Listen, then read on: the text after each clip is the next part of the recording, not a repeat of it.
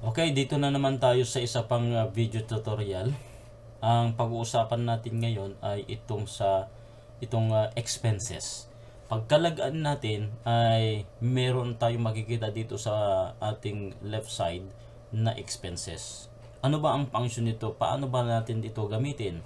Kaya pakinggan natin, panoorin natin paano gamitin itong expenses na ito dito sa ating water refilling station management system. I-click natin ngayon. Dito, makikita natin yung form na ito. Ipasok natin dito yung mga expenses. Merong category by category. Kunyari, ang expenses natin ngayon ay electric bill. So, kailan yan? Halimbawa, today.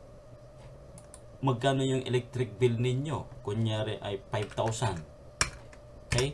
So, October bill. Kunyari, lagyan nyo ng ganyan. I-attach nyo dito yung resibo kung merong resibo na pinagbayaran ng electric bill. Pwede naman. Double click nyo lang yan tapos attach. Okay? So, ganun lang yan. Save. Tapos mag-nyo kayo ulit kung mayroon pang mga expenses. Dito nyo ilagay lahat ng expenses operation ninyo. Para makita dito sa system kung kumikita ba talaga ang inyong negosyo. Kunyari, maglagay pa tayo dito ng salary. Today. Ang salary ng isang driver nyo, kung halimbawa ay daily siya na binibigyan ng pinagpaguran ay pwede naman. 300 kunyari lang yan. Ay 300. So payment sa delivery boy. Halimbawa ganun lang. Okay? So then save. Okay? Ngayon, paano natin malaman itong expenses na ito? Paano ang reporting ito? Meron tayong makikita dito ng transaction report. Click natin ito. I-bracket natin yung date na gusto natin. Halimbawa ay buong buwan ng October. Okay, then click report. So, dito sa report na ito, makikita na ninyo itong mga expenses. Ito yung total expenses, 5,300. Electric bill, October bill ito, 5,000. Yung salary, payment sa delivery boy ay 300. Kaya napakagandang gamitin din itong expenses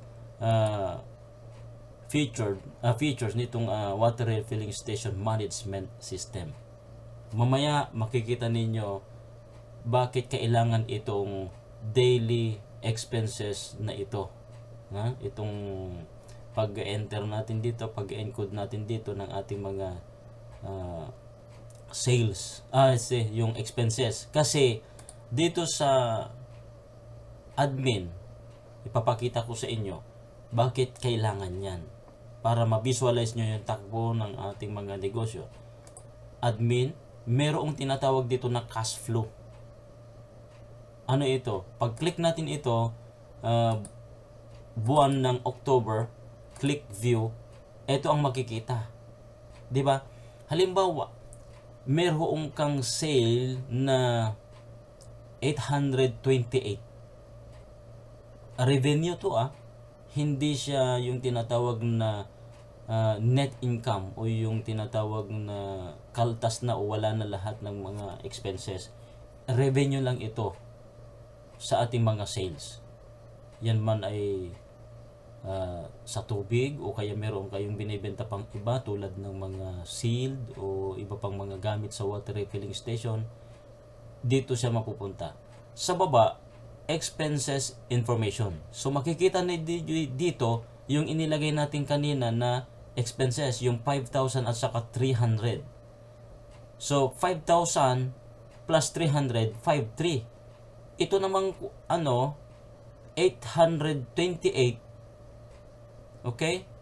Kasama na yung collection, minus mo itong 300, kaya ang magiging net income mo ay negative. Di ba? Negative 4,472 kasi ang liit nung pasok ng pera. Ang laki nung labas ng pera.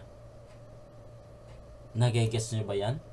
Kailangan ito sa inyong negosyo para makita ninyo kung talagang sa araw-araw may pumapasok ba o nagne-negative po ang inyong negosyo. Sana maliwanag ito. Itong cash flow na featured itong system na ito. Kaya halimbawa dagdagan natin ng sales, okay? 828 kanina, mag-sales tayo. Kunyari, mayroon tayong ibinenta ngayon na tubig, halimbawa ay walk-in, okay? Personal, dito tayo sa mineral. So maglagay tayo ng kunyari ay 50, 50. So 1,258, okay? Cash. Pwede na nating hindi lagyan dito, pero pwede naman 1,250. Yan, cash yan. I-print natin kung mayroon tayong printer. Papakita, congratulations, you are qualified to get a loyalty points. Kasi nga above siguro 10 or ilan yung inilagay natin na loyalty points para mabigyan ng loyalty points itong si Abel. Okay, so click natin itong update, bigyan natin ng isang loyalty points. Ayan na siya, diba? Para matuwa naman yung ating customer. So meron tayong sales na 1,250. Tignan natin ngayon yung ating cash flow. Ano ang nangyari sa buwan ng October? Click view. Tignan nyo, meron na tayong 2,778.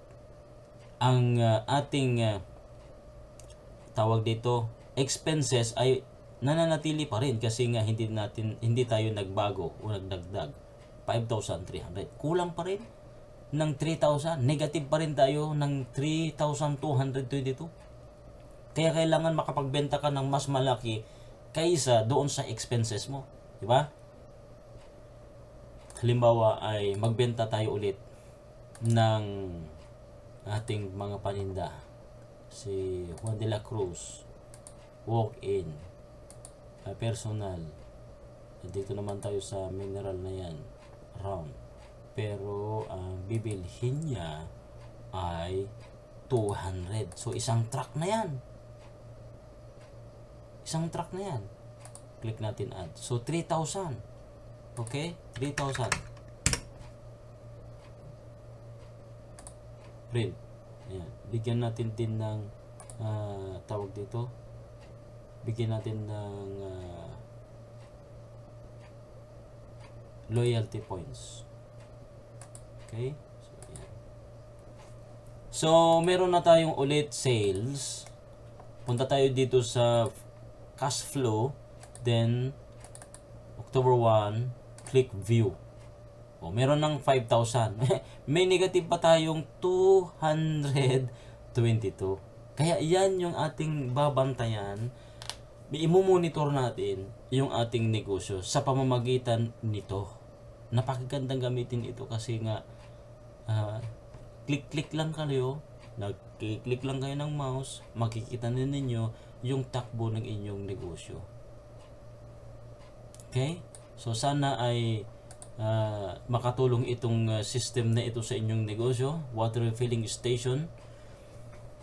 At kung bago lang kayo dito sa aking YouTube channel, sana ay ma-click nyo yung subscribe, like, at saka ma-share nyo na rin sa inyong mga kaibigan na mayroong water refilling station para magkaroon sila ng ganitong system at ma-manage nila yung kanilang mga negosyo araw-araw. Kung meron kayong gustong i-suggest na baguhin, ay welcome po. I-message nyo lang ako, i-email nyo lang ako, at nandyan naman yung mga information nasa description lamang. Pwede nyo itong i-download, free, itry ninyo, subukan ninyo, explore ninyo itong system na ito. Kung magustuhan ninyo, saka lang po kayo mag-avail o bumili. Kung hindi naman, ay mag-send po kayo ng inyong mga feedback, yung gusto ninyong mangyari. Halimbawa ay meron kayong gustong ipagawa na system para sa inyong mga negosyo. Okay? Sige, hanggang dito na lamang at maraming salamat po sa inyong pakikinig o panonood sa tutorial na ito. Bye-bye.